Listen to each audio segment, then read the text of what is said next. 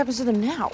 Welcome to WatchMojo, and today we're counting down our picks for the top 10 things you missed in Hawkeye Episode 6. Did it work? It worked, bro. We went to Maroon 5 instead. Oh, that's so great. So what's with the gun? For this list, we're looking at the best MCU callbacks, comic book references, and Easter eggs in this entry of the Sharpshooting series.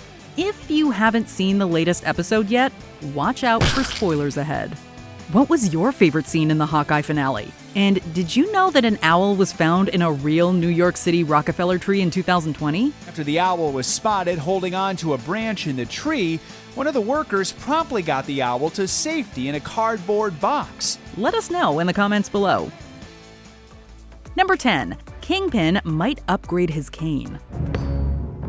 The people need to be reminded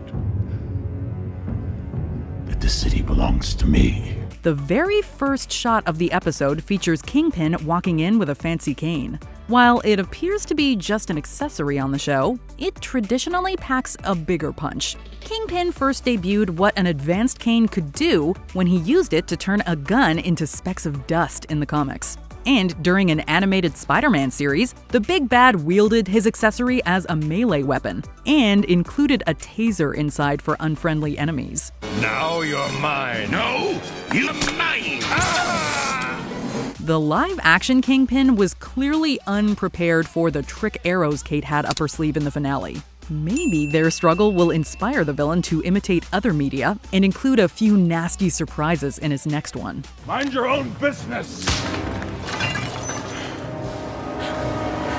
Number 9. A musical shoutout and insult. We lived through the 80s and this too shall pass. Avengers assemble and kick some ass. Instead of using the post-credit scene to hint at the next big event, Hawkeye gave us a hilarious and extended look at a Rogers the Musical number. While we already knew that they borrowed Captain America's catchphrase, two clever lines took us by surprise. The New Yorker, played by Ty Taylor, sings a line about high rent that ends in a point towards Adam Pascal. The rent and garbage are both sky high. But I love New York is a battle cry. This was a great callback to the fact that Pascal originated the role of Roger in the Broadway musical Rent. After that great reference, Hawkeye is introduced with an incredibly backhanded compliment. While Hawkeye seems cool, like a really nice guy, we just wish that New York wasn't the battleground.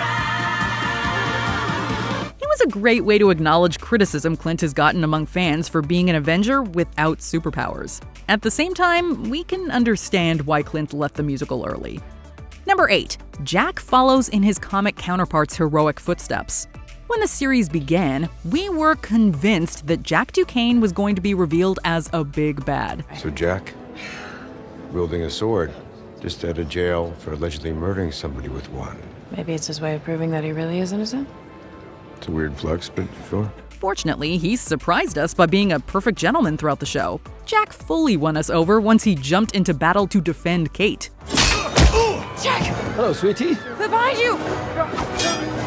The image of him standing next to a potential Avenger is a great parallel to a comic storyline. After fighting Earth's mightiest heroes a few times, Duquesne shows up in his swordsman outfit and offers to work with the good guys. While they don't trust him at first, he quickly proves his worth by fighting alongside Thor and the others. We hope the show's Jack gets more time to shine as a hero in a future Marvel property too. What about that guy? He doesn't seem to... Take that. He's on our side, but we should probably get him out of here too. Number 7. Kazis' end mirrors an endgame demise. This is my life.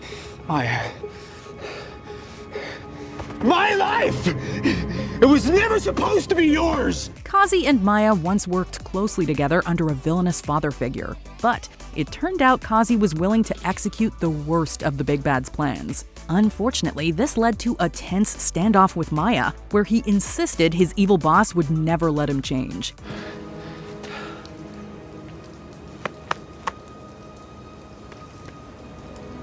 He won't let that happen. Kazi's entire backstory closely parallels the journey of the 2014 Nebula in Endgame. After being raised with Gamora by Thanos, she went to desperate lengths to help the Mad Titan accomplish his goals. She insisted that she didn't have a choice either. You can change.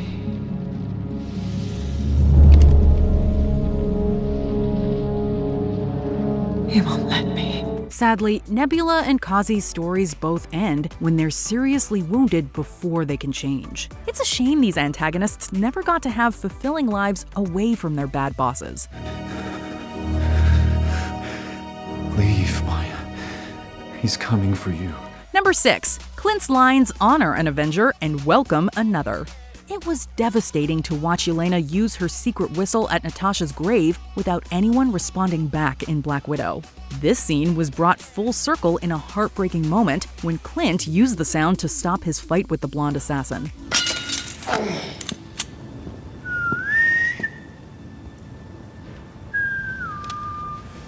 While this bit of dialogue made for a sad Avengers callback, there was a much more hopeful line earlier on. When Kate tries to push Clint away, he calls the situation his mess. He used extremely similar wording to describe superheroes in Age of Ultron. They're a mess. Yeah. I guess they're my mess. This seemed to suggest that Clint considers Kate to be an Avenger too. Both the messy dialogue and whistle were great examples of Clint using his past to find the words or sounds people needed to hear. Heroes have to make some tough decisions. So if you're gonna do this,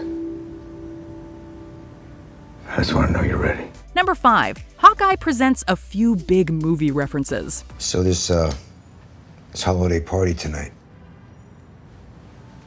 The fancy thing? Once Clint started fighting goons in a fancy building on December 24th, it made us think about how John McClane went through a similar scenario on the same date in Die Hard. I'm a cop from New York. New York. Yeah. Got invited to the Christmas party by mistake. But that's not the only Christmas movie the Marvel show paid homage to. When Yelena tries to reach Clint via elevator, Kate wisely presses all the buttons. No. Come on, that is so annoying. Will Ferrell's buddy notably committed the same social faux pas in the Christmas comedy Elf. The sneakiest film Easter egg appears during the Rockefeller action sequence. When Kate gets to higher ground, she steps on a big piano. This large version of the instrument notably appeared in the Tom Hanks comedy Big. Kudos to the writers for including so many classic movie references in one package. Number 4. A layered conversation about hero names. Kate's first suggestion for her superhero nickname is roundly rejected by her mentor. Can I ask you something? Sure.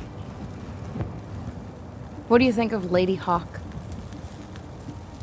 Oh, yeah, that's terrible. One of the reasons why Lady Hawk could have been a no-go is because it's already taken. In a Spider-Girl comic, Mayday Parker meets two crime-fighting sisters. They share the mantle of Lady Hawk to help more people. While this name wasn't meant for Kate, the show gave us a subtle clue at what her superhero name will be before the credits roll. At the beginning of Endgame, Clint calls his daughter Hawkeye when she accurately shoots an arrow. Mind your elbow.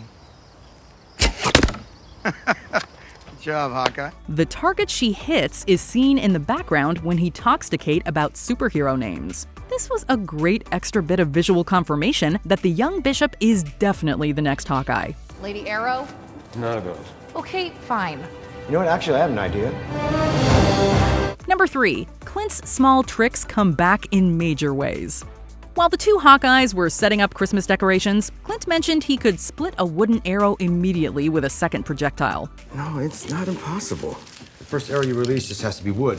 So when you release the second one, it splits it right up the middle. He executed this archery skill perfectly when facing the tracksuits. While that moment was great, Kate stole the show with another one of Clint's tricks. She learned how to turn a small item into a serious projectile in episode 4. You can do it this time. Okay.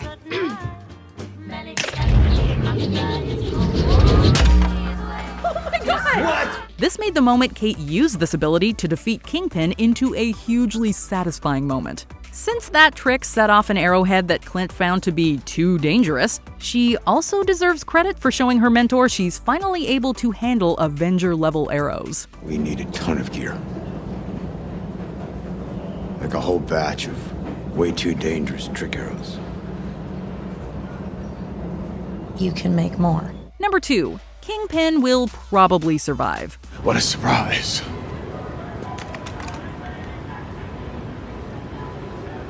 Maya.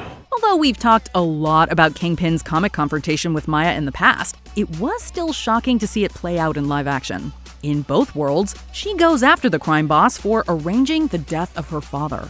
Maya eventually gets revenge by shooting Kingpin at an extremely close range. Family. Sometimes family doesn't see eye to eye. While this would probably be fatal for most people, we are talking about a man that can get hit by a car and still fight minutes later. In the comics, Kingpin survived Maya's vengeful attack and eventually was back to causing trouble. We suspect the MCU will follow the comics again and have Kingpin return after he takes time to heal from his wounds. It's not here. It's gone.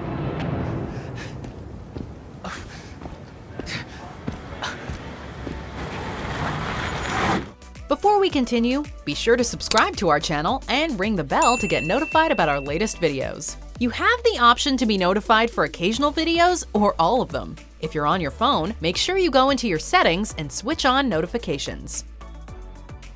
Number 1. Laura Barton appears to be a historic S.H.I.E.L.D. agent. After Clint returns home, Laura confirms that the mysterious watch taken from the Avengers compound belongs to her. You're never gonna guess what was found in a black market auction in New York City.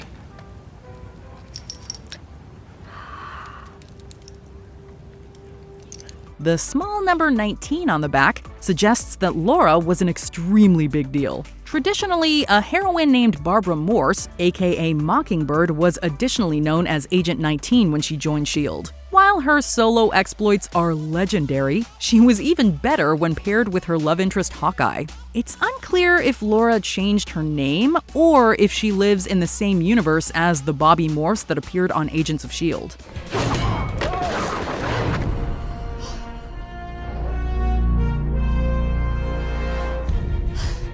What is happening?